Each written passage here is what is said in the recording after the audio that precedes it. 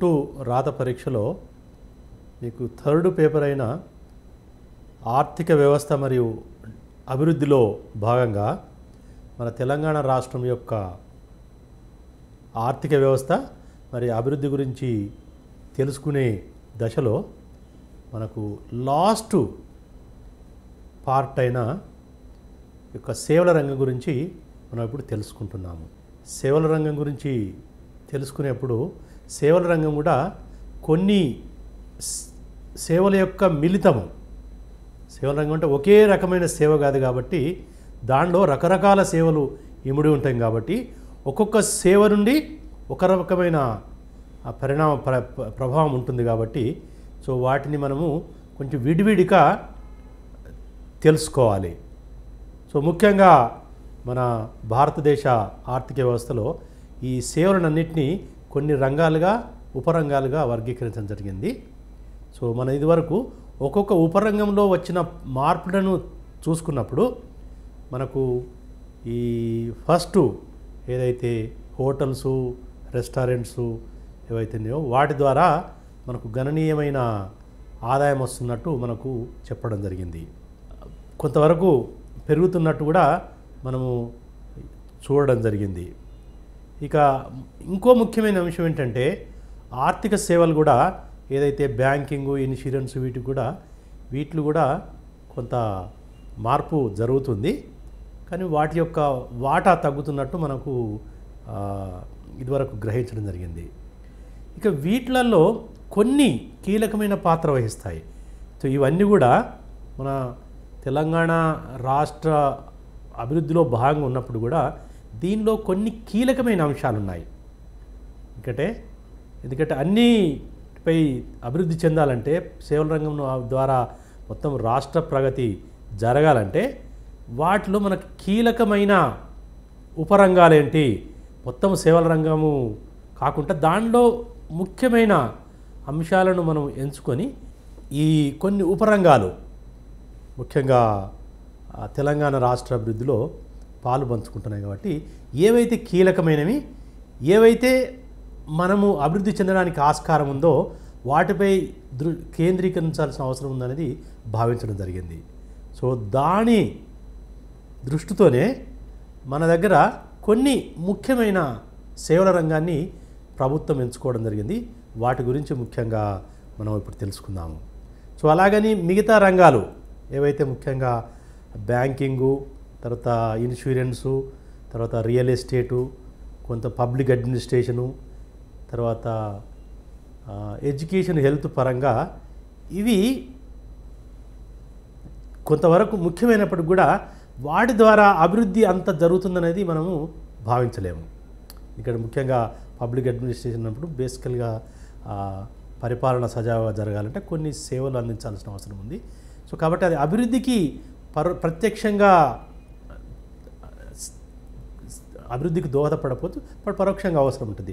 So కాబట్టి ఏవైతే ముఖ్యంగా మనకు తెలంగాణ రాష్ట్ర అభివృద్ధికి కీలక అంశాలుగా పరిగణించినామో వాటిని దృష్టిలో పెట్టుకుంటే మనకు ముఖ్యంగా 2-3 రంగాలు కీలక ఉపరంగాలుగా పరిగణించడం జరిగింది. వాటిలో మన తెలంగాణ ప్రభుత్వము కృషి చేయడానికి అవకాశం ఉంది, ఆస్కారం ఉంది, తద్వారా అభివృద్ధి చెందడానికి కూడా అవకాశాలు ఉన్నాయనేది గ్రహించడం జరిగింది. వాటిలో ఏంటంటే మనకు 2 రంగాలను కూడా మనం ఎంచుకున్నాము. ఎందుకంటే ప్రతిది కూడా అంత డీటెయిల్గా మనం చెప్పుకోవాల్సిన అవసరం లేదు. కొన్నిట్లలో 2 రంగాలు ఏవైతుంటే అది మనకు పర్యాటక రంగము, తర్వాత ఈ యొక్క ఇన్ఫర్మేషన్ టెక్నాలజీ ఐటీ రంగము. ఈ 2 చాలా కీలకమైనది గుర్తించడం జరిగింది. సో వీటి గురించి మనము ఇప్పుడు కొంచెం తెలుసుకుందాం. వీటి యొక్క ప్రాముఖ్యత ఏంటి అనేది మనము ఈ సూక్ష్మంగా మనము చెప్పుకోవాల్సిన అవసరము ఎంతైనా ఉన్నది. సో మొదట మనకు ఈ యొక్క పర్యాటక రంగం గురించి మనము తెలుసుకుందాము. సో పర్యాటక రంగం అంటే ఇది మొదటి నుండి తెలంగాణ రాష్ట్రంలో కొన్ని ప్రాంతాలు మొదటి నుంచి కూడా పర్యాటక క్షేత్రాలుగా గుర్తించబడినాయి. అది అంతర్జాతీయంగా జాతీయంగా కూడా పర్యాటకులు ప్రతి సంవత్సరము పర్టికులర్ సీజన్లో పోతూనే ఉన్నారు. కానీ ఈ పర్యాటక రంగాన్ని ఒక ముఖ్యమైన అభివృద్ధిగా అభివృద్ధికి తోడ్పడే రంగంగా మార్చుకోవాలంటే కొన్ని చర్యలు తీసుకోవాల్సిన అవసరం ఉంది. ఇక్కడ ముఖ్యంగా ఏంటంటే మనకు దాదాపు ఈ 2005-2015 మధ్యలో దాదాపు 3,20,00,000 నుండి 946 లక్షల మంది ఈ యొక్క పర్యాటకులు వచ్చారు అనేది మనం భావించడం జరుగుతుంది. అంటే ఈ సమయంలో 2005-2015 మధ్యలో చాలామంది, అంటే ఇంతమంది పర్యాటకులు వచ్చినట్టు మనకు గణాంకాలు చెప్తున్నాయి. సో ఇది చాలా ముఖ్యమైన అంశము. సో పర్యాటకుల సంఖ్య మన తెలంగాణ రాష్ట్రంలో చాలా ఎక్కువగా ఉన్నది. అంటే కొన్ని ప్రాంతాలలో ఎక్కువ ఉన్నది, అది మనకు ఈ గణాంకాలు చెప్పడం జరుగుతున్నాయి. సో కాబట్టి టూరిజం యొక్క ప్రాముఖ్యత ఏంటి అనేది మనం తెలుసుకునేటప్పుడు ఎంతమంది మన రాష్ట్రానికి పర్యాటకులుగా వస్తున్నారు, దీంట్లో ఒకటి విదేశాల నుండి వచ్చేవాళ్ళు, తర్వాత దేశం నుండి వివిధ ప్రాంతాల నుంచి వచ్చేవాళ్ళు. సో ఈ సంఖ్య దాదాపు 3 రెట్లు పెరిగింది.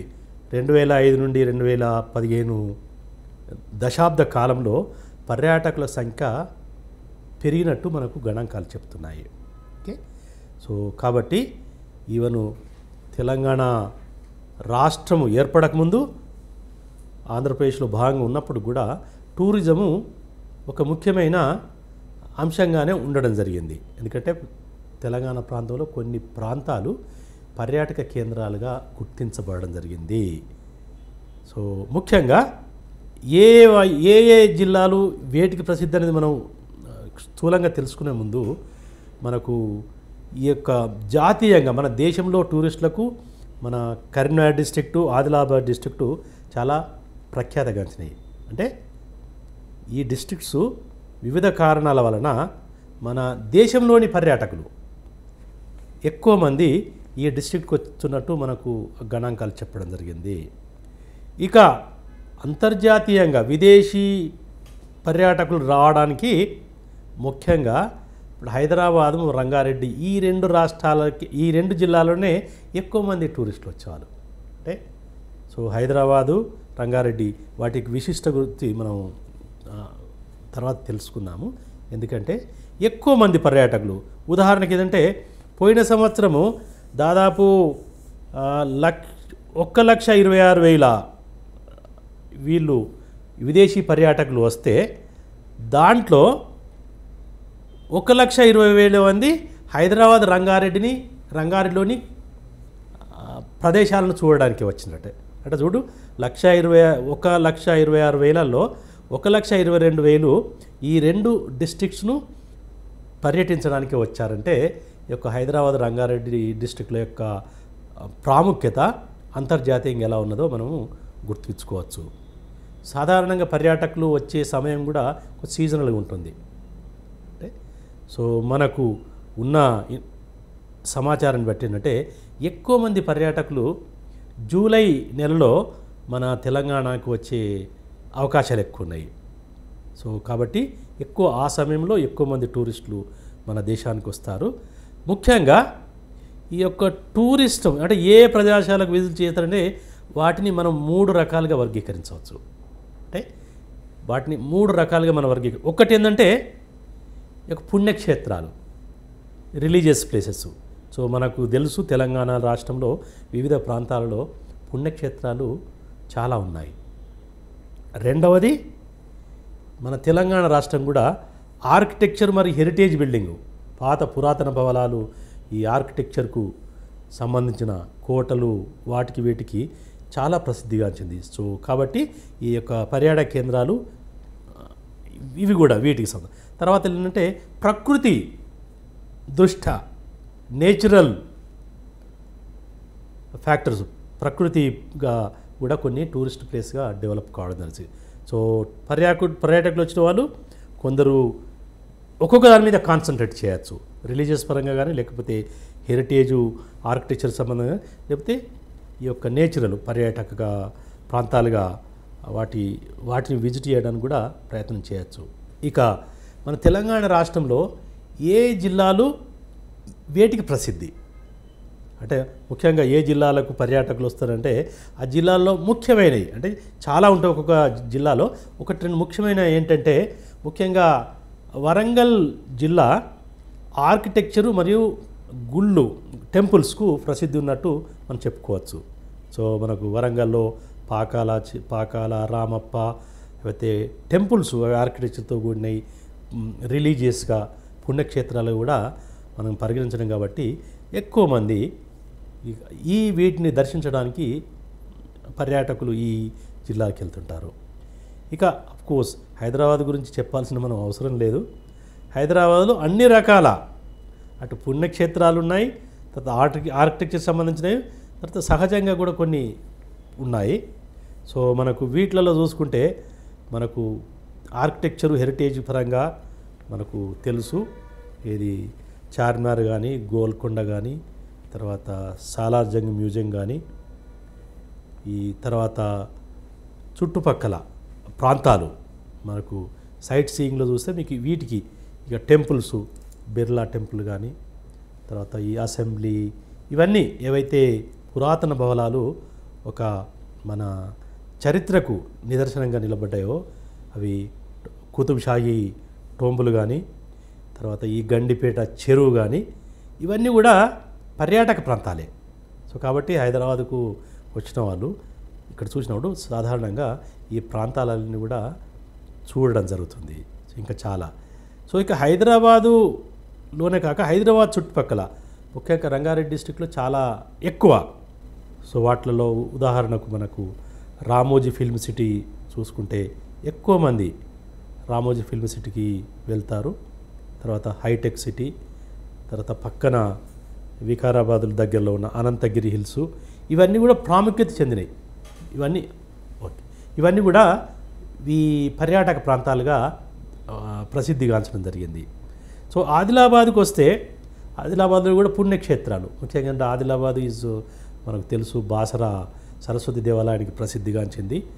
తర్వాత waterfalls, Kuntala waterfalls, అవి ప్రసిద్ధిగా నేచురల్గా, తర్వాత రిలీజియస్గా, ఈ రెండింటికి కూడా ప్రసిద్ధిగాంచింది. కాబట్టి ఇవి ముఖ్యంగా ఈ మన దేశంలో వచ్చే పర్యాటకులు ఎక్కువ మంది ఇటు పోవడానికి అవకాశం ఉంది. ఇక కరీంనగర్ డిస్ట్రిక్ట్కి వస్తే ఏంటంటే కరీంనగర్ డిస్ట్రిక్ట్లో చాలా పుణ్యక్షేత్రాలు ఉన్నాయి. సో వేములవాడ చూసుకోవచ్చు, తర్వాత ధర్మగిరి, ఇవి రకరకాల కొన్ని కోటలు, ఎల్లెందు, తర్వాత మొగల్టూరు కోటలు, లేకపోతే ఈ పార్కు నేచురల్గా డీర్ పార్క్ కానీ, లేకపోతే లోయర్ మానేరు డ్యామ్ కానీ, సరస్సులు, ఇవి కూడా పర్యాటక ప్రాంతాలుగా ఉన్నాయి. సో కాబట్టి ప్రతి డిస్ట్రిక్ట్లో కూడా మనకు ఏదో ఒక స్పెషలైజేషన్ ఉండడం వలన ప్రతి డిస్ట్రిక్ట్ కూడా మనం పర్యాటక కేంద్రాన్ని చూడడం జరిగింది. ఇక ఖమ్మము జిల్లాకు వస్తే మొట్టమొదట మనకు దృష్టికి వచ్చిందంటే భద్రాచలము రిలీజియస్ పరంగా, తర్వాత నేలకొండ మన విగ్రహాలకు ఫేమసు, తర్వాత ఖమ్మము కోట, కిన్నెరసాని, మిగతా ప్రాంతాలు ప్రసిద్ధిగాంచినాయి. అంటే కిన్నెరసాని దాంట్లో రకరకాలు, అంటే ఒక జిల్లాలో అన్ని రకాల పర్యాటక ప్రాంతాలు ఉన్నట్టు మనము దీని ద్వారా తెలుసుకుంటాం. ఇక మహబూబ్నగర్ జిల్లాకు వస్తే రామేశ్వరము, నల్లమల ప్రాంతము, జూరాల ప్రాజెక్టు, ఇంకా చాలా చిన్నవి చాలా ఉన్నాయి. అవి లిస్టు మనం చూసుకుంటే చాలా ఎక్కువ అవుతుంది. సో కాబట్టి వీటి ముఖ్యంగా ప్రాముఖ్యత. సో మెదక్ జిల్లాకు వచ్చే వరకు మనకు ముఖ్యంగా వచ్చింది మెదక్ చర్చు, తర్వాత నిజాం సాగర్ ప్రాజెక్టు, తర్వాత మిగతా ప్రాంతాలు ఏవైనాయో. సో ఇక్కడ నల్గొండ డిస్ట్రిక్ట్లో కూడా మనకు నాగార్జునకొండ, తర్వాత పుణ్యక్షేత్రమైన యాదగిరిగుట్ట, ఇవి మనకు వస్తాయి. సో ఇక నిజామాబాద్ గురించి తెలుసుకున్నప్పుడు మనకు ఆ project Sriram Sagar, Pochampadu project, deer park, లేకపోతే నిజామాబాద్ కోట కూడా మనకు ప్రముఖంగా ఉన్నాయి. సో దీన్ని బట్టి ఏంటంటే ప్రతి జిల్లాలో కూడా కొన్ని పర్యాటక ప్రాంతాలు ఉన్నాయి. అది పుణ్యక్షేత్రాలు కావచ్చు, లేకపోతే ఆర్కిటెక్చర్ పరంగా కావచ్చు, లేదా సహజంగానే వాటర్ ఫాల్స్ కానీ, పార్కులు కానీ, రకరకాల సహజంగానే డెవలప్ అయిన పర్యాటక కేంద్రాలు ఉన్నాయన్నట్టు దీని సంగంగా చెప్పుకోవచ్చు. ఇక ఇంకో రకమైన టూరిజం ఇదేంటంటే ఇది బేసికల్గా ఇంకొక రకమైన టూరిజం యొక్క ప్రాముఖ్యత ఏంటంటే మెడికల్ టూరిజం. అంటే టూరిజం అంటే ఇదివరకు ఏంటంటే జస్ట్ ఏదో చూసిపోవడానికి కాకుండా ఒక ముఖ్యమైన ఉద్దేశంతో రావడం. సో ఈ మధ్యలో ప్రాముఖ్యత వహిందంటే తెలంగాణ రాష్ట్రం కూడా మెడికల్ టూరిజానికి ప్రసిద్ధిగాంచింది. దీనిని మన ముఖ్యమైన వనరుగా మలుచుకోవడానికి ఆస్కారం ఎక్కువ ఉందనేది. ఎందుకంటే మన దేశంలో ముఖ్యంగా దేశంలోని తెలంగాణలో ఎందుకంటే ఒక వ్యాధికి సంబంధించిన చికిత్స అందించాలంటే దాదాపు 1/8లో 8లో ఒక వంతు అంటే 20% కంటే తక్కువ అంటే దాదాపు 16% మాత్రమే ఖర్చు అవుతుంది. అంటే ₹1 కనుక మిగతా దేశాలలో ఖర్చు అయితే ఆ చికిత్సకు రోగానికి చికిత్స చేయాలంటే ఇక్కడ 16 నుంచి 20 పైసలు మాత్రమే ఖర్చు పెట్టాల్సి వస్తుంది. అంటే మీరు చూడండి ₹1 ఎక్కడ 16 నుంచి 20 పైసలు ఎక్కడ అంటే దాదాపు చికిత్సకయ్యే ఖర్చు చాలా తక్కువ. వేరే బయట దేశాల్లో రోగులకు ఇది ఒక ముఖ్యమైన ప్లేస్గా గుర్తించబడడం జరిగింది. ఎందుకంటే హైదరాబాద్ చుట్టుపక్కల ఏంటంటే ఈ యొక్క మంచి ఇన్ఫ్రాస్ట్రక్చర్ డెవలప్ అయింది. మెడికల్ టెక్నాలజీకి సంబంధించిన కానీ సో చికిత్సకు సంబంధించిన ఈ హాస్పిటల్స్ కార్పొరేట్ హాస్పిటల్స్ చాలా అధునాతమైన పరిజ్ఞానంతో అన్ని రకాల రోగాలకు చికిత్సలు చేసే అవకాశాలు మన తెలంగాణ ప్రాంతంలో తెలంగాణలో ముఖ్యంగా హైదరాబాద్ చుట్టుపక్కల డెవలప్ అయిందని గుర్తించడం జరిగింది. సో కాబట్టి దీన్ని ఒక ముఖ్యమైన వనరుగా మార్చుకోవడానికి అవకాశం ఉంది. సో కాబట్టి ఈ మధ్యలోనే ఎక్కువ మంది ఫారినర్సు బయట దేశాల వాళ్ళు మన రాష్ట్రానికి చికిత్స కోసం వస్తున్నారు. సో ఇది చాలా ముఖ్యమైన పర్యాటకము. ఎందుకంటే ఇది స్ట్రిక్ట్గా చూస్తే ఇది ట్రెడిషనల్గా చూస్తే టూరిజం కాకపోవచ్చు.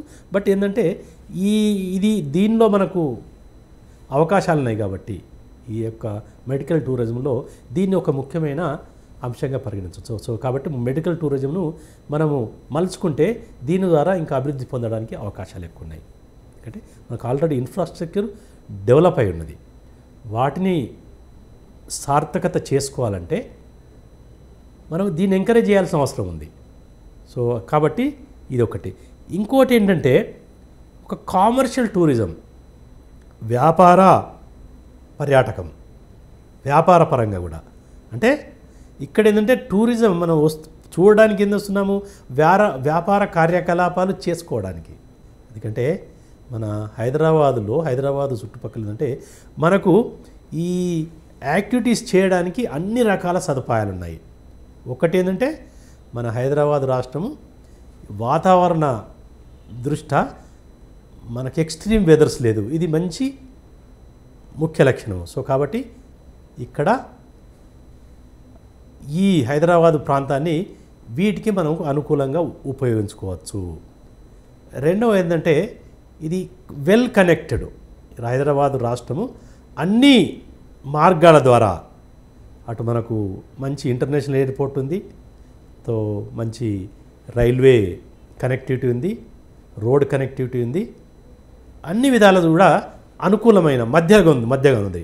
ఎటు సో మధ్యస్థ ఇండియాలో చూస్తే మధ్యస్థ ప్రాంతంగా ఉన్నది కాబట్టి సో ఈ విధంగా లొకేషనల్ పాయింట్ ఆఫ్ వ్యూ కూడా ఈ యొక్క వ్యాపార సంబంధమైన కార్యకలాపాలు నెరవేర్చుకోవడానికి కూడా ఈ ప్రాంతం అనువుగా ఉందండి. ఇది ఒకటి. సో రెండవది ఏంటంటే ఈ టూరిజము తర్వాత ఏవైతే ఇన్ఫ్రాస్ట్రక్చర్ అవసరం ఉన్నాయో హోటల్స్, రెస్టారెంట్స్ అంటే అందుబాటులో. ఎందుకంటే టూరిజం వీళ్ళు కమర్షియల్ యాక్టివిటీ వచ్చేటప్పుడు వాళ్ళకు అకామిడేషను, హోటల్ అకామిడేషను, వాళ్ళకి కావాల్సిన సౌకర్యాలు, రోడ్సు, తర్వాత వీటికి సంబంధించింది అంటే అవి కూడా అనుకూలంగా ఉన్నాయి. సో కాబట్టి ఎవరైనా ఏంటంటే వీలైనంత వరకు ఎక్కువ వాళ్ళ యొక్క కార్యకలాపాలను ఈ ప్రాంతంలో మొదలు పెట్టుకోవడానికి అది రకరకాల రూపంలో ఏది ఒకసారి సెమినార్స్ ఇక్కడ కండక్ట్ చేసుకోవడం కానీ, ఎందుకంటే ఒక మీటింగ్ పెట్టారనుకోండి, మీటింగ్ ఎక్కడ పెట్టాలనుకున్నప్పుడు అది హైదరాబాదును అనుకూలంగా ఉందంటే ఇక్కడ పెడితే బాగుంటుంది అనేది అదొకటి. తర్వాత కాన్ఫరెన్సెస్, రకరకాల కాన్ఫరెన్సెస్, అంతర్జాతీయ కాన్ఫరెన్సెస్ మనకు రెగ్యులర్గా జరుగుతుంటాయి. తర్వాత ఎగ్జిబిషన్స్ కూడా అనుకూలంగా కొన్ని ప్రాంతాలు, హైదరాబాద్లో కొన్ని ప్రాంతాలు ఎగ్జిబిషన్కి త్రూ అవుట్ ద ఇయర్ ఒక ఎగ్జిబిషన్స్ ఎప్పుడూ ఉంటూ ఉంటాయి. ఒకటి దీనికి సంబంధించింది, ఒక వేరే దానికి సంబంధించింది కాబట్టి, బట్ ఎగ్జిబిషన్స్ అనేది ఎక్కువ ఉండనే ఉంటాయి. అది ఉదాహరణకు ఇంటర్నేషనల్ ఫిల్మ్ ఫెస్టివల్ జరగడం, తర్వాత international conference, bio Asian international conference, Indo global health care summit, తర్వాత బయోడైవర్సిటీ ఈ మధ్యలో జరిగిన ఈ ఇంటర్నేషనల్ సమ్మిట్ ఏవైతే ఉన్నాయో వీటన్నిటిని కూడా హైదరాబాదు అండ్ పరిసర ప్రాంతాల్లో జరుపుకోవడానికి కారణం ఏంటంటే ఇక్కడ అనుకూలంగా ఉన్నది. సో కాబట్టి ఏంటంటే దీన్ని కూడా టూరిజం డెవలప్ చేసుకోవడానికి అవకాశాలు ఉన్నాయి. అంటే ఇంకా ఎక్కువ ఈ ప్రాంతాల్లో ఉన్న ఈ ఫెసిలిటీస్ని ఉపయోగించుకోవడానికి అవకాశాలు ఉన్నాయి. సో కాబట్టి ప్రభుత్వం కూడా ఈ దృష్ట్యా ఆ type of tourism, medical tourism, తర్వాత కమర్షియల్ టూరిజం వీటన్నిటిని కూడా ఎంకరేజ్ చేసే దశలో ఉన్నదనేది ఈ సందర్భంగా మనము తెలుసుకోవచ్చు. వీటికి ప్రభుత్వం ఈ మధ్యలోనే ముఖ్యంగా ఏంటంటే ఈ యొక్క పర్యాటక ప్రాంతము టూరిజము గురించి కూడా పెద్ద మొత్తంలో ఎఫెక్ట్ చేయడం జరుగుతుంది. దాంట్లో ఏంటంటే సెంట్రల్ గవర్నమెంట్ యొక్క సహాయంతో వాళ్ళ కోఆపరేషన్ ఏంటంటే ఈ మధ్యలోనే వరంగల్లో పర్యాటక వలయాన్ని ఏర్పాటు చేయడం జరిగింది. తెలంగాణ ఎన్విరాన్మెంటల్ పర్యాటక వలయం అనేది దానికి దాదాపు 91 కోట్లు కేటాయించినట్టు కూడా చెప్పడం జరుగుతుంది. అంటే అక్కడక్కడ గుర్తించి ఏ ప్రాంతాల్లో మనము ఇంటిగ్రేటెడ్గా ఒక పర్యాటక క్షేత్రాన్ని నెలకొల్పాలి. సో దానిలో వరంగల్లో ఆల్రెడీ స్టార్ట్ చేసినట్టు మనకు దీన్ని బట్టి చెప్తుంది. అలాగే మహబూబ్నగర్ డిస్టిక్లో కూడా ఈ యొక్క ఎన్వైరన్మెంటల్ అంటే పర్యావరణ అనుకూలంగా ఈ టూరిజాన్ని అక్కడ కూడా డెవలప్ చేయాలనేది కూడా పరిశోధనలో ఉన్నది. సో కాబట్టి దీన్ని ఏంటంటే రాష్ట్ర ప్రభుత్వం ఏంటంటే ఈ టూరిజాన్ని కూడా ఒక ముఖ్యమైన ఆదాయ వనరుగా మార్చుకోవడానికి అవకాశాలు ఉన్నాయి. సో కాబట్టి ఏంటంటే ఈ మధ్యలో రాష్ట్ర ప్రభుత్వం చేపట్టే చర్యలు ఏంటంటే ఎక్కువ ఏవైతే వాస్తవానికి మంచి పర్యాటక కేంద్రాలుగా ఉన్నాయో వాటికి సరి అయిన ప్రోత్సాహం లభించకపోవడం వలన, వాటిని సరిగా డెవలప్ చేయకపోవడం వలన సో పర్యాటకులకు అనుకున్నంత లేదు కాబట్టి సో తద్వారా రావాల్సిన ఆదాయము అనుకున్న మేర రావడం లేదనేది. సో కాబట్టి రాష్ట్ర ప్రభుత్వం కూడా ఈ టూరిస్ట్ ప్లేసెస్ను ఐడెంటిఫై చేసి వాటిని డెవలప్ చేసే దశలో కొన్నిట్లో ఒక్కొక్క ప్రాంతంలో ఒక రకమైన పర్యాటక కేంద్రం అక్కడ సహజంగా ఉన్న వాటిని అభివృద్ధి చేయడం. సో ఆ దశలోనే ఉన్నది కాబట్టి రానున్న రోజుల్లో ఈ యొక్క టూరిజం అనేది ముఖ్యమైన ఆదాయ వనరుగా వచ్చే అవకాశం ఉందండి.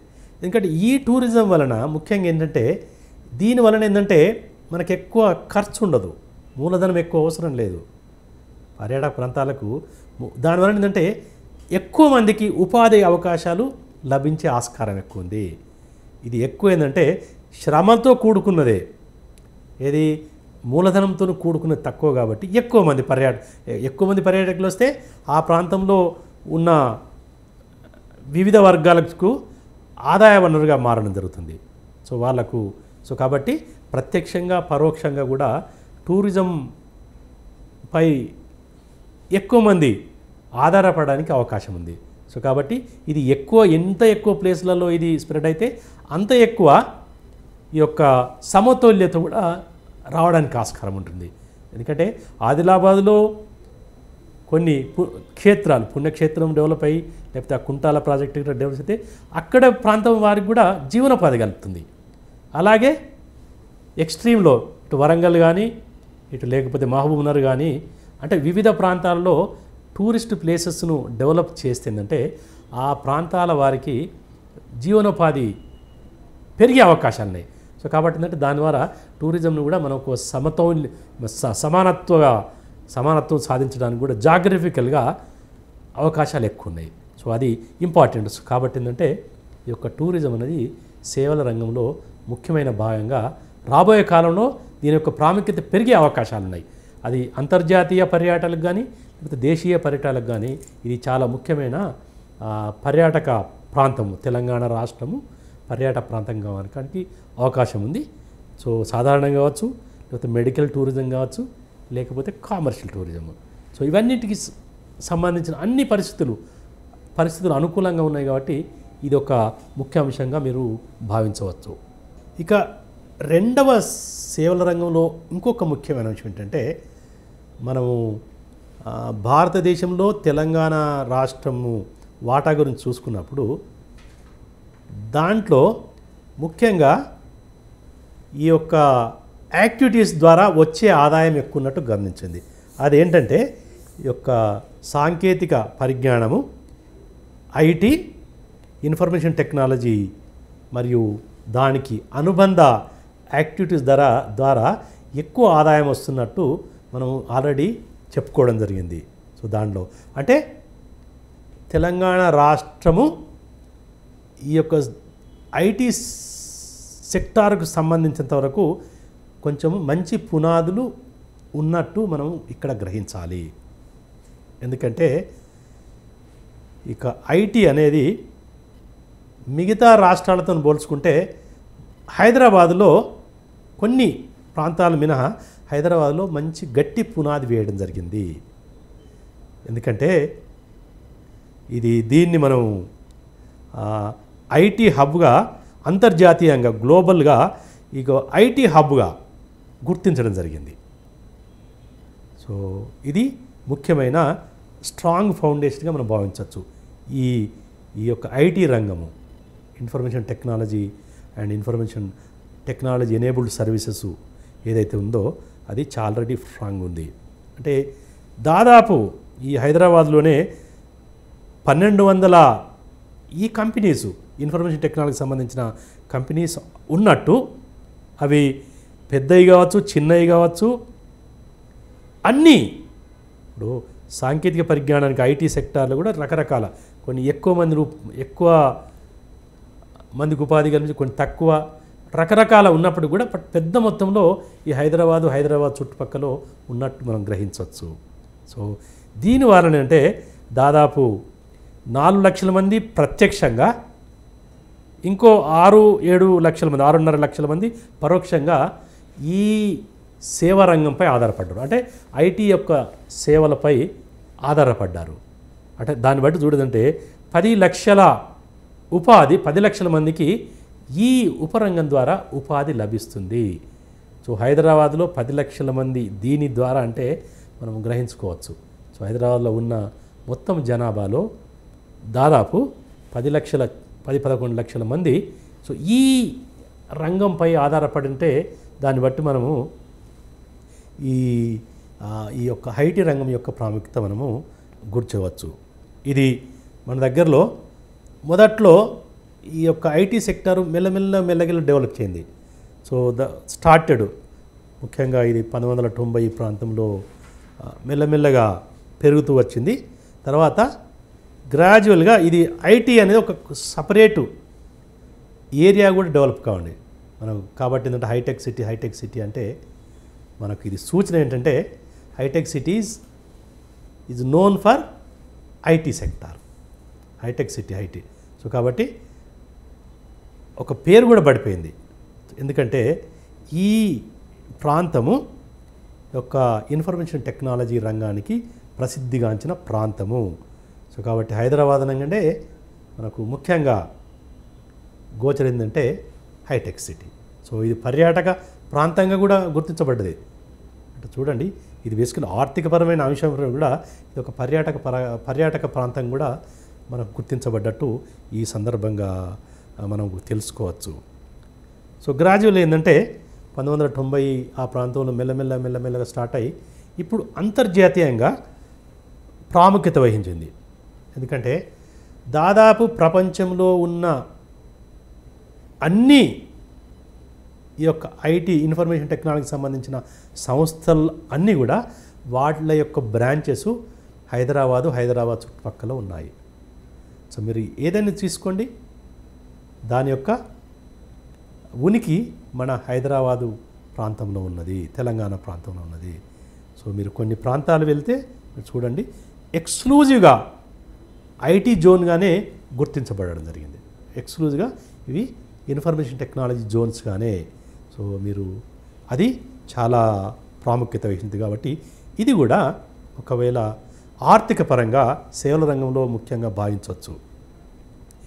ఇక మన తెలంగాణ రాష్ట్రంలో దీని ప్రాముఖ్యత ఎంత ఉందంటే గణాంకాల రూపం చెప్పాలంటే, సో గత సంవత్సరము 2014-15 సంవత్సరంలో దాదాపు 1300 యూనిట్లు, 1300 యూనిట్లు అంటే చిన్నవి పెద్దవి అన్నీ కలుపుకొని 1300 యూనిట్లు తెలంగాణ రాష్ట్రంలో. సో ఒక విధంగా ఏంటంటే తెలంగాణ రాష్ట్రం అంటే ఎక్కువ ఏంటి 99% ప్రస్తుతం కూడా హైదరాబాద్ చుట్టుపక్కలే అనుకోవచ్చు. అంటే మిగతా ప్రాంతాలకు ఇంతవరకు విస్తరించలేదు. ఇది హైదరాబాదు ఈ చుట్టుపక్కల ఎక్కువ కేంద్రీకృతమైందనేది ఇక దృష్టిలో పెట్టుకోవడం జరుగుతుంది. దాంట్లో ఈ మధ్యలోనే లాస్ట్ ఇయరే దాదాపు 89 కొత్తగా, అంటే ఉన్నాయి 1300 అయితే మళ్ళీ కొత్తగా వస్తున్నాయి. అంటే ప్రతి సంవత్సరం కూడా కొత్త కంపెనీలు కూడా ఈ యొక్క తెలంగాణ రాష్ట్రానికి వస్తున్నాయి. ఐటీ కంపెనీసు వాళ్ళ సేవలను అందించడానికి ఇవి వస్తున్నాయి. సో ఇది 2014-15లో ప్రత్యక్షంగా 3,71,744 మందికి ఉపాధి కల్పిస్తుంది. అంటే ఆల్రెడీ ఇదివరకు చెప్పినప్పుడు దాదాపు 4 లక్షల మంది, అంటే దగ్గర 4 లక్షల మందికి ఉపాధి కల్పిస్తుంది. సో దీని ద్వారా మొత్తము వచ్చిన ఆదాయం ఏంటంటే 68,258 కోట్లు. సో ఇది చాలా గణనీయంగా మనము ఈ రంగం ద్వారా ఆదాయం వస్తుందనేది దీని ద్వారా మనము భావించవచ్చు. ఇక ఇది అంతర్జాతీయంగా ప్రాముఖ్యత వహించింది. ఎందుకంటే మన ఈ వీటి ద్వారా ఏదైతే సేవలు వస్తాయో ఎక్కువ మొత్తము మనం ఎక్స్పోర్ట్ చేయడం జరుగుతుంది. అంటే దాదాపు భారతదేశము ఎక్స్పోర్ట్ చేసే మొత్తము ఐటీ పరిశ్రమ ఎక్స్పోర్ట్ చేసే సేవలదైతే దాదాపు 11% మన తెలంగాణ ద్వారానే, తెలంగాణ రాష్ట్రమే. అంటే చూడండి, తెలంగాణ యొక్క వాటా చాలా రకాలుగా చూస్తే చాలా తక్కువ ఉంది. జనాభా పరంగా కానీ, భౌగోళిక పరంగా కానీ, తర్వాత ఆదాయ పరంగా కానీ వేరే. బట్ దీని దృష్టి చూస్తుంటే దాదాపు 11% ఎగుమతులు మన తెలంగాణ రాష్ట్రం నుంచే జరుగుతున్నాయి. సో మొత్తం 100 రూపాయల ఐటీ ఎక్స్పోర్ట్ చేస్తే దాంట్లో 11 రూపాయలు మన తెలంగాణ ప్రాంతానికి చెందినవి అనేది ఈ సందర్భం మీకు గుర్తు చేసుకుంటే దీని యొక్క ప్రాముఖ్యత ఏంటనేది చెప్తాము. ఒక్కటేంటంటే ఈ రంగం పెరుగుతున్నది. అంటే మిగతా కొన్ని రంగాలు స్తబ్దతకు గురి కావడం, కొన్ని రంగాల ఉపరంగాలు వాటి యొక్క పురోగతి లేకపోవడం మనం గమనించింది. కానీ దీనికి ఏంటంటే ఈ రంగం మాత్రం పుంజుకుంటుంది.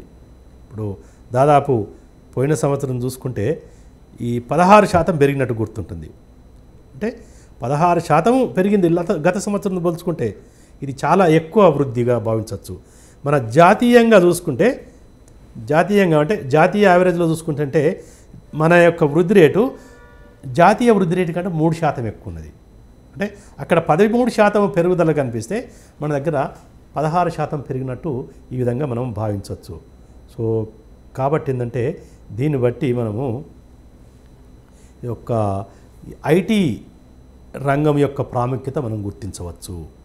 అయితే సో ఇక్కడ మనము తెలుసుకోవాల్సిన విషయం ఏంటంటే మన తెలంగాణ రాష్ట్రము దీని యొక్క ప్రాముఖ్యతను గుర్తించడం జరిగింది.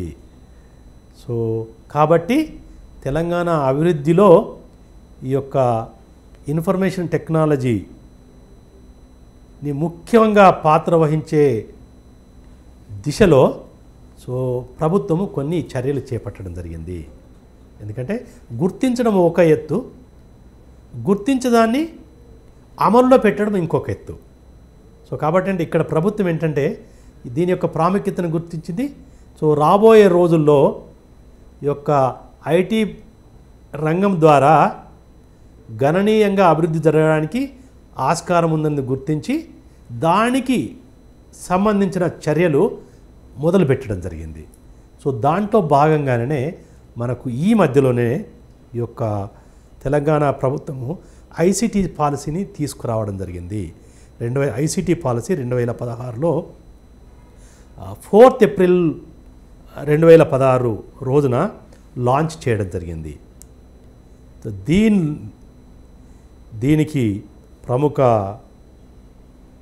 ఐటీ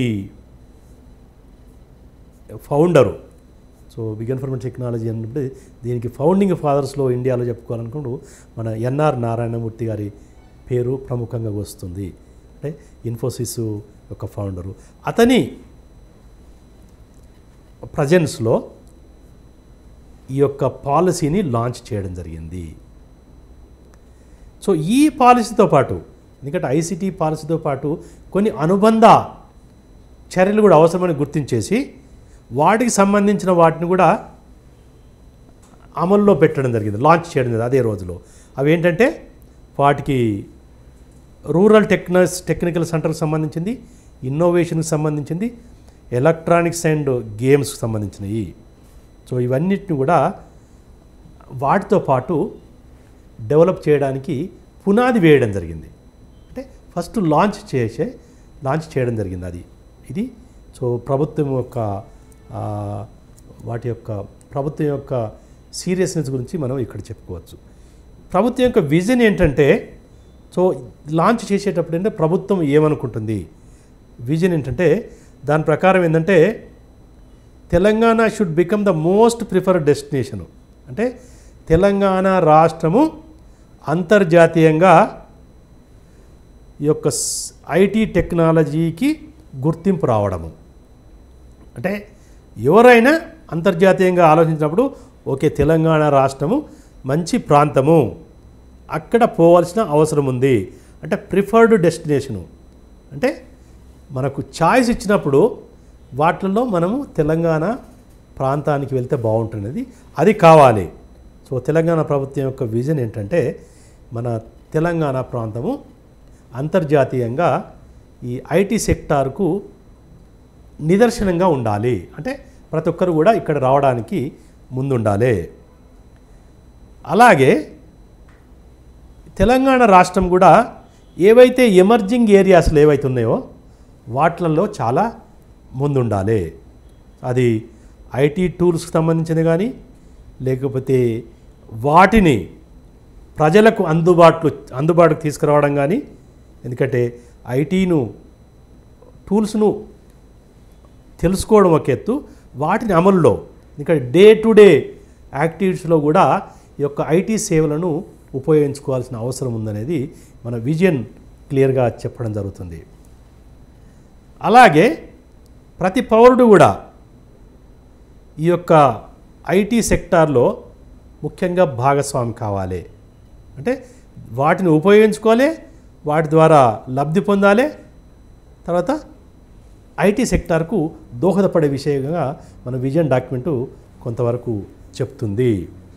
సో అల్టిమేట్లీ ఇది గ్లోబల్ హబ్ అంటే సాంకేతిక పరిజ్ఞానానికి మరియు టెక్నాలజీ ఎంటర్‌ప్రెన్యూర్‌షిప్ ఇన్నోవేషన్కు మన దేశంలో ఇది ఒక హబ్ కావాలి.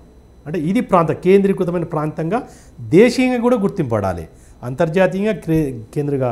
సో ఇది ముఖ్యంగా తెలంగాణ రాష్ట్ర ప్రభుత్వం యొక్క ఆశయం, విజను ఇలా జరగాలని. సో దీనికి సంబంధించిన యాక్టివిటీస్ ఏం చేయాలి, ఇనిషియేటివ్స్ ఈ సందర్భంగా. సో దీనిలో కొన్ని establishment of Telangana hub, T hub already తెలుసు. గత సంవత్సరము తెలంగాణ హబ్ను IIIT గచ్చిబౌలిలోని IIIT క్యాంపస్లో తెలంగాణ హబ్ను ఎస్టాబ్లిష్ చేయడం జరిగింది. అది ఒక ముఖ్యమైన స్టెప్ ఈ యొక్క ఐటీ రంగము డెవలప్ చేయడానికి ఒకటి ముఖ్యమైన ఇనిషియేటివ్. తర్వాత ఏంటంటే ITIR Hyderabad information technology investment reason. అంటే ఇది దీన్ని ఎస్టాబ్లిష్ చేయడం అనేది ఇంకొకటి. థర్డ్ ఏంటంటే ఇంక్యుబేషన్ సెంటర్ను ఎస్టాబ్లిష్ చేయడం, ఇమేజ్ ఇంక్యుబేషన్ సెంటరు, ఇది ఒకటి సాంకేతికపరమైన అంశము. తర్వాత ఏంటంటే ఇంతవరకు మనం ఏమనుకున్నాము, ఈ యొక్క IT sector, information technology and sector ఎక్కువ కేంద్రీకృతమైంది, హైదరాబాదు పరిసర ప్రాంతాలనే కేంద్రీకృతమైంది మనం గుర్తించదండి. అయితే ఈ ప్రభుత్వం ఏంటంటే దీన్ని వికేంద్రీకరించాలి, అంటే ఎంత ఎక్కువ వీలైతే అన్ని ఎక్కువ ప్రాంతాలకు స్ప్రెడ్ చేయాలి అవి. సో కాబట్టి ఈ వీళ్ళ యొక్క విధానంలో ఏంటంటే నెక్స్ట్ ఈ యొక్క క్యాపిటల్ సిటీ కాకుండా నెక్స్ట్ లెవెల్ సిటీస్ కూడా విస్తరించాలి. టైర్ 2, టైర్ 3 ఈ యొక్క ప్రాంతాలకు కూడా ఈ యొక్క ఐటీ అభివృద్ధిని విస్తరింపచేయాలి. సో అది హైదరాబాదు నుండి వరంగల్ కూడా ఈ యొక్క ఐటీ హబ్గా మారబోతుందనేది మనం ఈ సందర్భంగా తెలుసుకోవచ్చు, ముఖ్యంగా అన్ని ప్రాంతాల్లో. దీటితో పాటు మనం చెప్పుకున్నట్టంటే ICT, animation, gaming and electronic hardware policy, అంటే ఇదివరకు వీటితో పాటు ఏదో ఐటీ పాలసీ విజన్ డాక్యుమెంట్తో పాటు మిగతా 4 సంబంధమైన విధానపరమైన అంశాలను కూడా దృష్టి పెట్టినట్టు చెప్తున్నాను. అదే ఈ యానిమేషన్, గేమింగ్, ఎలక్ట్రానిక్ హార్డ్వేరు వీటన్నిటికి సంబంధించింది. సో ఇంకొక అంశం ఏంటంటే ఈ ఐటీ రంగం అభివృద్ధి చెందాలంటే ఒక స్కిల్ డెవలప్మెంట్ అనేది తప్పక ఉండాలి. అంటే ఎందుకంటే ఉపాధి అవకాశాలు కూడా మన ఈ ప్రాంతం వాళ్ళకు లభించాలంటే ఐటీ సెక్టార్కు ఏదైతే అవసరం ఉన్న స్కిల్డ్ మ్యాన్ పవర్ను సప్లై చేయాలంటే ప్రస్తుతం ఉన్న పరిస్థితులు సరిపోతాయో లేదో కాబట్టి ఒకటి సంస్థను ఎస్టాబ్లిష్ చేయడం అంది టాస్క్ అంటారు, Telangana academy for skill and knowledge. తర్వాత ఇక తెలంగాణను డిజిటల్ తెలంగాణగా మార్చాలి దాని ప్రక్కన. సో దాంతో భాగంగానే ప్రతి ఊరికి కూడా ఈ విలేజ్ డిజిటల్ సెంటర్స్ను ఎస్టాబ్లిష్ చేయాలి. సో ఇవన్నీ ఏంటంటే ఈ ఇనిషియేటివ్స్ ఒక ఐటీ హబ్బు, ఐటీని మనం అంతర్జాతీయంగా ఐటీ రంగంగా గుర్తింపు పొందాలంటే దీంట్లో మనము కొన్ని ఇటువంటి చర్యలు వీటికి సంబంధించిన అంశాలు ఉంటాయి. అంటే ముఖ్యంగా ఇక్కడ ఏంటంటే తెలంగాణ హబ్, టీ హబ్, బేసికల్గా టీ హబ్ ఇది బేసికల్గా ఏంటంటే ఇట్ ఈజ్ ద విజన్. దీనిలో ఇదంటే మొత్తము కొన్ని ఇన్స్టిట్యూట్స్ కలిసి ముఖ్యంగా IIIT, Indian school of business, NALSAR and మిగతా ప్రైవేట్ సెక్టర్ లీడర్సు విత్ ప్రభుత్వ సహకారంతో దీన్ని ఎస్టాబ్లిష్ చేయడం జరిగింది. ఇది చెప్పడం జరిగింది, ఇది ఇక్కడోనే ఎస్టాబ్లిష్ చేయడం జరిగింది. అంటే దీని ద్వారా ఏంటంటే మనకు దీని యొక్క ముఖ్య ఉద్దేశం ఏంటిది, ఈ Telangana hub it should strive to attract best startups. అంటే ఏముంటుందంటే చాలా మంది సాంకేతిక పరిజ్ఞానంగా వాళ్ళకి అవగాహన ఉంటుంది, వాళ్ళకు కొంచెం ఐడియాస్ ఉంటాయి. ఆ ఐడియాస్ను అమల్లో పెట్టాలంటే అవసరమైన అవస్థాపన సౌకర్యాలు ఉండవు. సౌకర్యాలు ఇంపార్టెంట్, ఎందుకంటే దాన్ని అమల్లో పెట్టాలంటే కొన్ని రకమైన అవసరాలు ఉంటాయి. సో అవి వ్యక్తిగతంగా సమకూర్చుకోవడానికి అవకాశం ఉండకపోవచ్చు, అది ఖర్చుతో కూడింది కావచ్చు, లేకపోతే దానికి ఒక ప్లేస్ కూడా ముఖ్యం కావచ్చు. అది కాబట్టి ఏంటంటే దానివలన చాలామంది ఐడియాస్ ఉన్నప్పటికీ కూడా వాటిని కార్యరూపము దాల్చడానికి అవకాశం లేక మరుగున పడిపోతున్నాయి. సో అటువంటి వారికి ఈ తెలంగాణ హబ్ అనేది ముఖ్యంగా ఒక మంచి వెసులుబాటు కల్పిస్తుంది. సో కాబట్టి ఏంటంటే ఫస్ట్ ఏంటంటే ఇది best startups across the world, అది గ్రామాల నుండి కానీ లేకపోతే అంతర్జాతీయం కానీ, అంటే అందరినీ కూడా అవకాశాలు కల్పిస్తుంది. ఇది ఒక వెల్నిట్ ప్రక్రియ, ఎందుకంటే దాని ఇన్వెస్టర్సు, ఇంక్యుబేటర్సు, యాక్సిలరేటర్సు, మెంటర్సు, అకాడమిక, సో వీళ్ళందరి కలయికతో ఈ యొక్క తెలంగాణ హబ్బు వీరికి చేయూతనిస్తుంది. సో ఇది చాలా ముఖ్యమైన అంశం. సో దీంట్లో ఏంటంటే ఎవరైతే కొన్ని ఐడియాస్ ఉంటాయో, ఐడియాస్ ఉన్నవాళ్ళు వాళ్ళ ఐడియాస్ను ఆచరణలో పెట్టుకోవాలనుకున్నప్పుడు వాళ్ళు ఈ అవకాశాన్ని ఉపయోగించుకోవాలి. దానిలో కొంతమందికి సౌకర్యం ప్రొవైడ్ చేయడం జరిగింది. సో కాబట్టి ఏంటంటే దీని ద్వారా మనకు త్వరలోనే, అంటే ఎందుకంటే ఇప్పుడిప్పుడే స్టార్ట్ అయింది కాబట్టి త్వరలోనే దీని యొక్క రిజల్ట్స్ బయట రావడానికి ఆస్కారాలు ఉన్నాయి. తద్వారా ఏంటంటే కొత్త కొత్త ఐడియాస్ వచ్చినట్టు కొత్త కొత్త ప్రొడక్ట్స్ రావడానికి అవకాశం ఉంది. వాటి యొక్క ప్రయోజకత కూడా ఎక్కువగా ఉండొచ్చు. ఎందుకంటే వాటికి లిమిటే లేదు, ఐడియాస్కు లిమిట్ లేదు. వాటిని ఆచరణలో పెడితే మనకు తద్వారా ఫలితాలు ఎలా ఉంటాయో మనం ఇప్పుడే చెప్పడము కొంచెం కష్టం, కానీ బట్ తప్పక అవి సత్ఫలితాలు ఇచ్చే అవకాశాలు ఎక్కువగా ఉన్నాయి. సో కాబట్టి తెలంగాణ టీ హబ్ తర్వాత మనకు ముఖ్యమైన అంశం ఏంటంటే మనం ఆల్రెడీ చెప్పుకున్నాము, ఈ యొక్క ఐటీ పరిశ్రమ పెరగడం అంటే దానితో పాటు మన ప్రాంతం వారికి ఉద్యోగ అవకాశాలు కూడా ఎక్కువ ఉండాలి. ఎందుకంటే వేరే రంగంతో పోల్చుకుంటే ఐటీ రంగంలో తక్కువ మూలధనము, ఎక్కువ మ్యాన్ పవర్ను ఉపయోగించడానికి అవసరం ఉంటుంది. సో కాబట్టి ఈ ఐటీ సెక్టార్కి సంబంధించిన స్కిల్స్ను డెవలప్ చేయాల్సిన అవసరం ఉన్నది. దాంట్లో మన ప్రాంతం వారికి వాళ్ళ యొక్క స్కిల్స్ యొక్క స్థాయి పెంచి వాళ్ళకు ఉద్యోగ అవకాశాలు పెరగడానికి ఆస్కారం కలగ చేయాలి.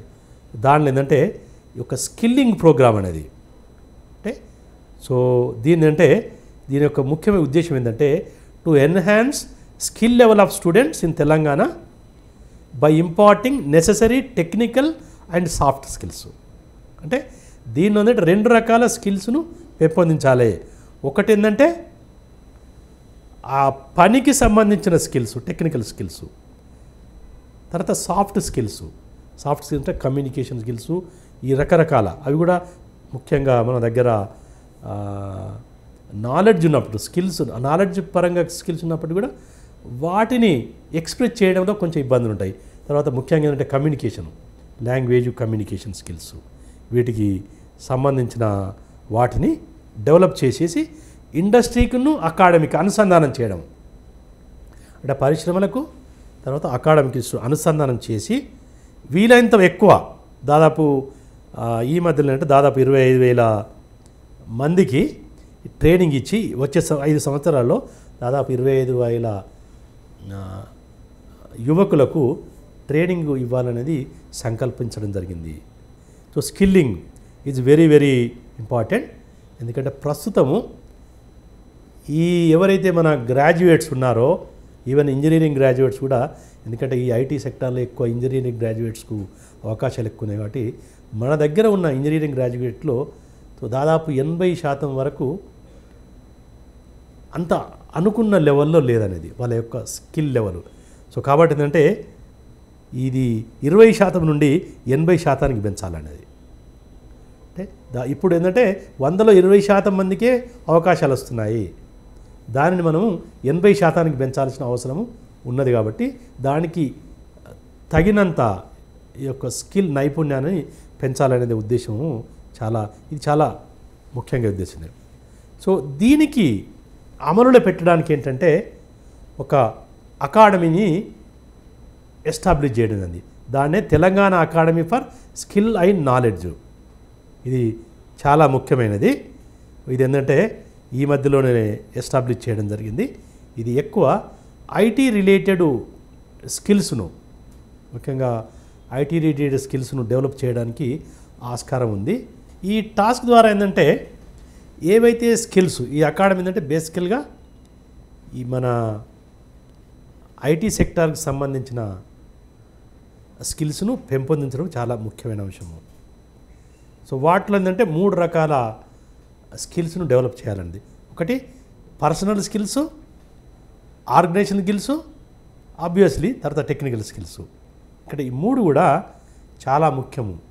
ముఖ్యంగా ఏంటంటే ఈ ఐటీ సెక్టార్లో ఒక్కొక్కటి ఒక్కొక్క ముఖ్యమైన ప్రాముఖ్యత వహిస్తుంది. సో కాబట్టి ఏంటంటే ఈ టాస్క్ చాలా ముఖ్యమైన రోల్ ప్లే చేయాలనేది భావించడం జరిగింది.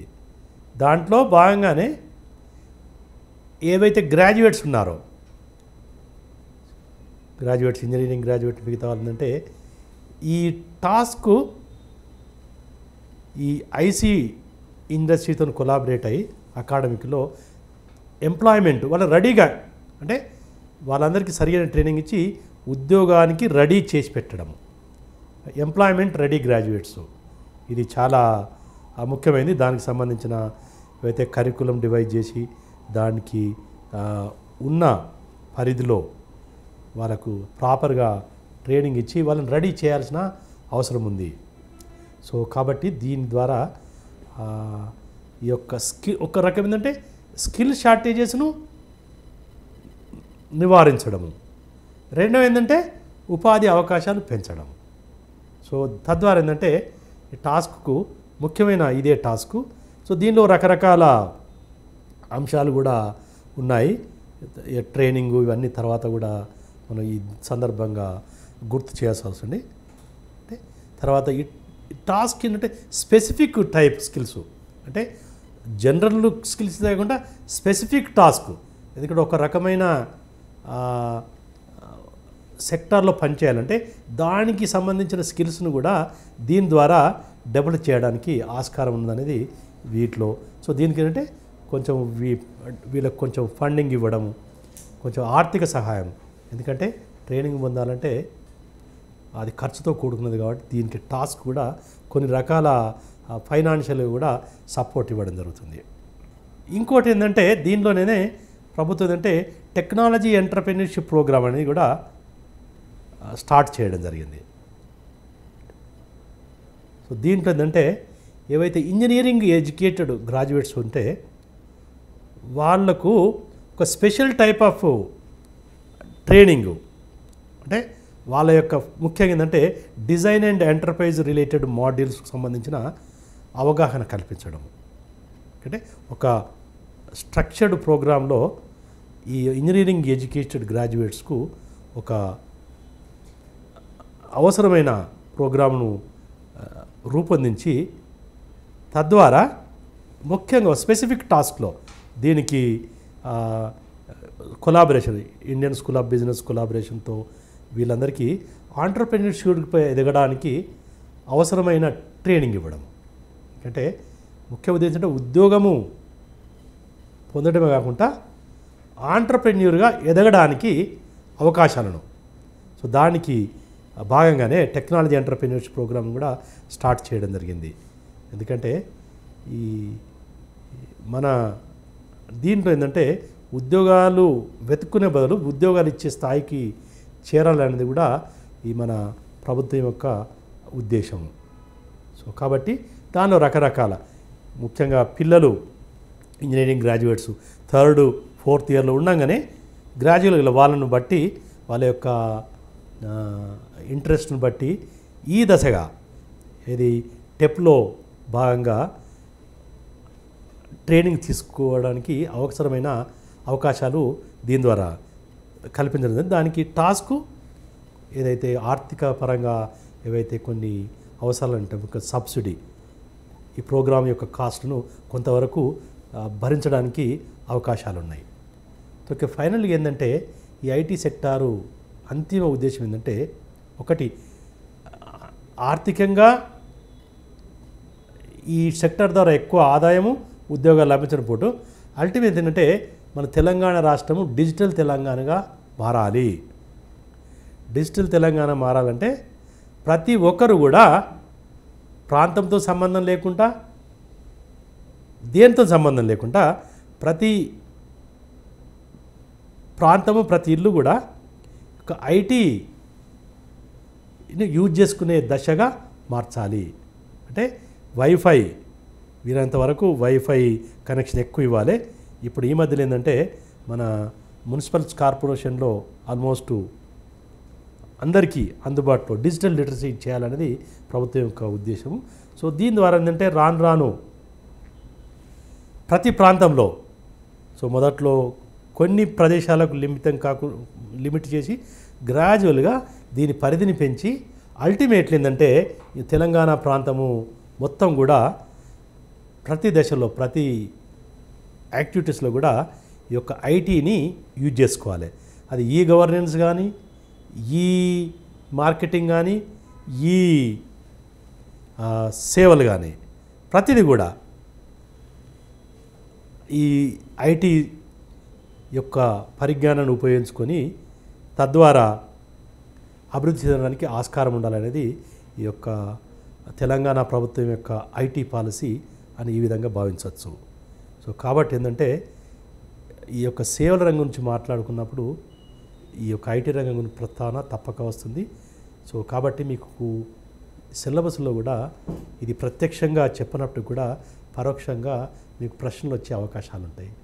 సో కాబట్టి ఈ యొక్క టూరిజం గురించి, ఇది గురించి, మొత్తం సేవల రంగం గురించి మీరు కొంచెం అవగాహన ఉంటే కొన్ని గణాంకాల రూపంగా ఉండొచ్చు, కొన్ని వీటి చర్యల ద్వారా సో ప్రభుత్వము ఏ చర్య తీసుకున్నది, తెలంగాణ హబ్బు యొక్క ముఖ్య ఉద్దేశం ఏంటి, ఇటువంటి క్వశ్చన్ రావడానికి ఆస్కారం ఉంటుంది. కాబట్టి మీరు వీటిపై కూడా దృష్టి పెడితే మీకు మార్కులు రావడానికి అవకాశం ఎక్కువ ఉన్నది.